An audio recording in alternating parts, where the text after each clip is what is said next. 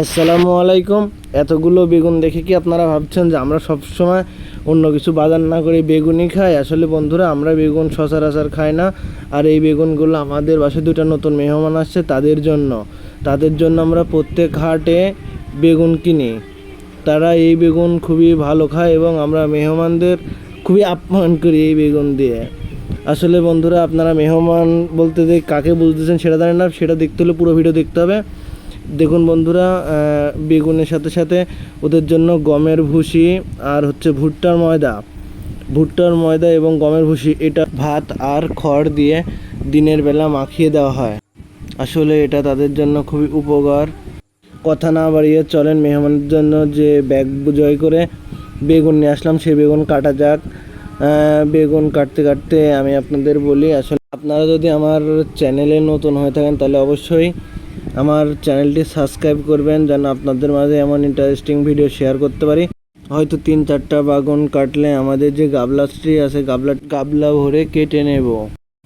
এই বেগুনটি কাটা হয়ে গেলে আজকের মতো বেগুন কাটা এখানেই শেষ হবে। এরপরে তাদের সামনে খাবার নিয়ে যাওয়ার পালা।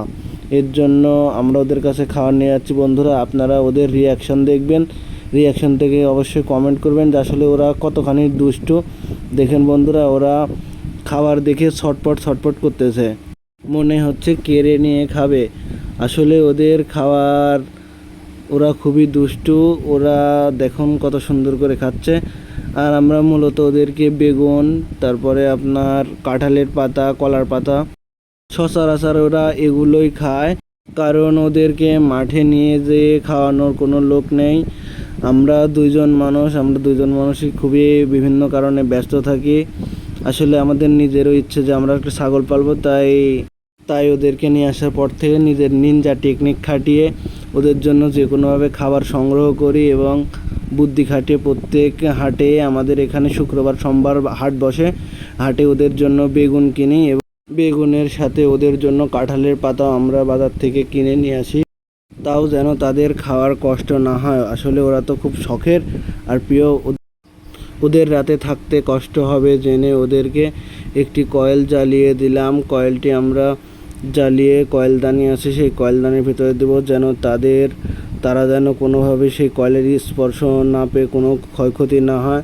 এবং ওরা খাতে এই ফাঁকে ওদের জন্য রাতে খাবারের জন্য পাতা বেঁধে দিলাম।